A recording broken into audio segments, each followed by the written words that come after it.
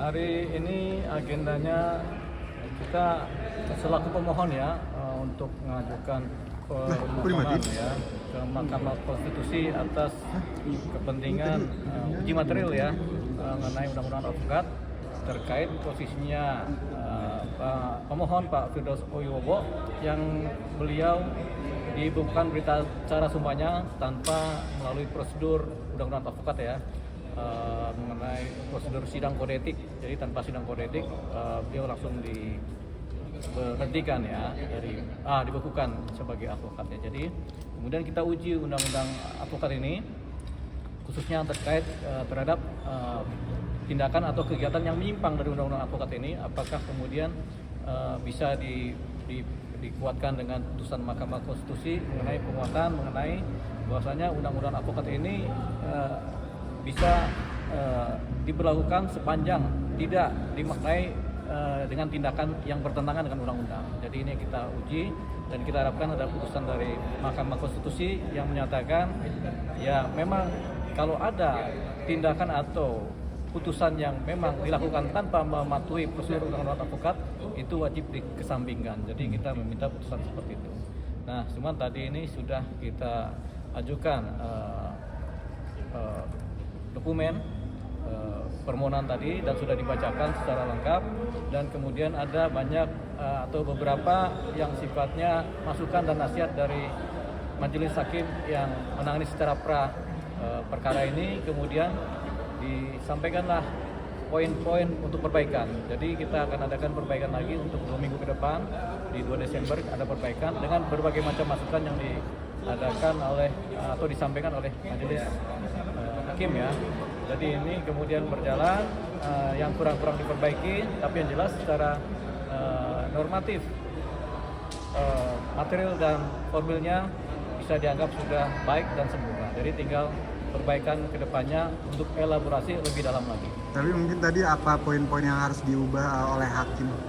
Sebenarnya lebih kepada fokus penemuan bukti ya, bukti atau fakta di mana pemohon ini Pak Firdaus ini kan ketika mendapatkan data nggak dapat dari Kongres Advokat Indonesia atau dari Mahkamah Agung juga tidak dikasih, dari Pengadilan Tinggi dikasih, tapi malah dapatnya dari Google begitu. Makanya ini yang menjadi suatu uji dari majelis juga dan dari kita juga, kenapa Pengadilan Tinggi tidak memberikan atau KAI tidak menyerahkan langsung kepada Pak Firdaus, sehingga dokumen ini dianggap sebenarnya belum valid juga gitu. Dan apakah ini menjadi kewenangan dari Mahkamah Konstitusi untuk membahasnya atau tidak, itu yang sedang dibahas tadi dan akan dipertimbangkan di 2 minggu ke depan.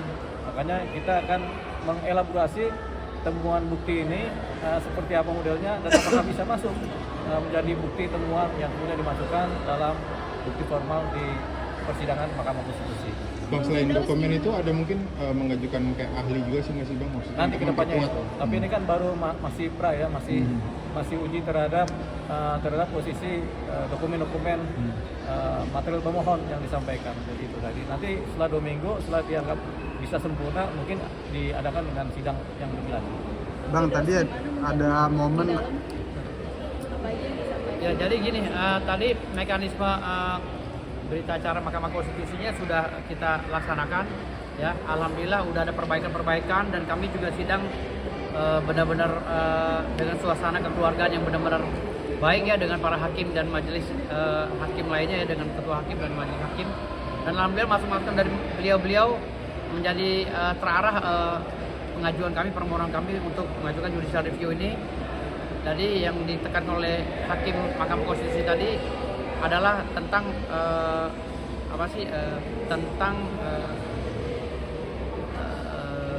bukan tentang norma ini aja, tapi tentang substansi daripada perkara itu, mau kemana, pasal itu dari mana. Dan intinya begini, intinya saya harus disuruh meminta kepada Mahkamah Agung dan Kongres Advokat Indonesia surat pembekuan saya atau surat pemberhentian saya atau pemecatan saya ya, kedua-duanya itu secara fisik.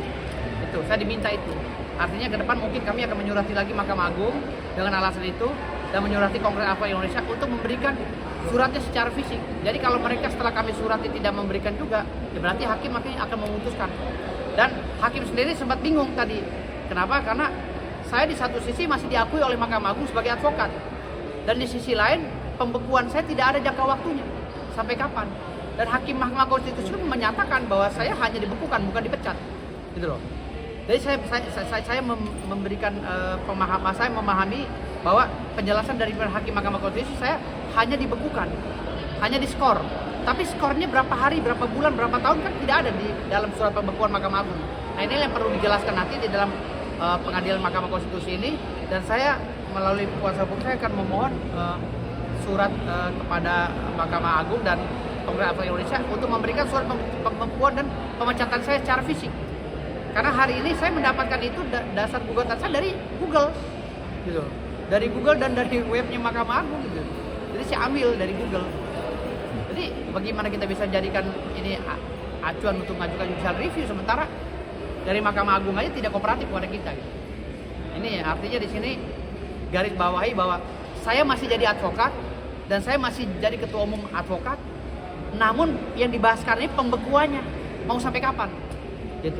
Tadi ada momen juga Bang Firdaus memohon bantuan kepada majelis hakim untuk dapat dikomunikasikan ke MA ya Bang ya? Iya, saya sudah minta. Saya sudah minta kepada hakim tadi, mohon Pak, kalau kami kesulitan, mohon Bapak yang bersurat ke Mahkamah Agung dan Kongres Advokat Indonesia. Dan dijawab bukan tugas mereka. Bukan tugas mereka.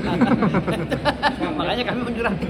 Bang, tapi tadi sempat ada keinginan lagi nih untuk beracara lah bisa dibilang, tapi karena pembekuan ini kan orang jadi nggak bisa nih. Enggak gini. Sebenarnya di dalam surat pembekuan itu tidak ada pelarangan saya untuk beracara. Banyak juga kawan-kawan juga menyatakan bahwa ya udah, kalau kamu sudah dibekukan, dipecat di Kongres Advokat Indonesia, kan kamu punya pembasmi. Jadi beracara aja pakai pembasmi dengan berita acara sumpah yang ada. Sebenarnya itu, tapi itu saya tidak lakukan karena apa? Takut gaduh. Jadi takut gaduh. Sebenarnya saya sudah bisa untuk bersidang kembali dengan organisasi advokat Indonesia, dan organisasi advokat pembahas ini kan saya pendirinya. Jadi secara hukum, secara yuridis saya sudah sah lagi menjadi advokat dan bisa bersidang. Namun hari ini saya mau tegaskan bahwa mekanisme pemberhentian saya secara semena-mena ini yang harus diuji di Mahkamah Konstitusi, mungkin di Mahkamah Agung juga nanti melalui mekanisme norma ya. Jadi pengajuan judicial review di Mahkamah Agung tentang norma juga nanti kedepannya nanti akan. Tapi mudah-mudahan harapan saya selesai di Mahkamah Konstitusi ini gitu, agar saya bisa bersidang lagi dengan gamblang. Mahkamah Konstitusi menjelaskan bahwa saya bisa bersidang lagi. Ya. Jadi intinya apa? Karena pemecatan saya tidak sah juga. Saya dipecat oleh Kongres Advokat Indonesia yang dipimpin oleh Siti Jamil Lubis yang tidak terdaftar di Dirjen AHU, gitu loh. Sementara Dirjen AHU hanya terdaftar atas nama Indra Sanul Lubis dan cucu yang Kongres Advokat Indonesia yang satunya. Ya, jadi tadi aspek formal yang disampaikan Bang Firdaus ya mengenai ini ya. Cuman yang jelas ada dua mekanisme yang disampaikan atau diberi nasihat oleh majelis, di mana terhadap penetapan bisa diajukan yang namanya kasasi ke Mahkamah Agung.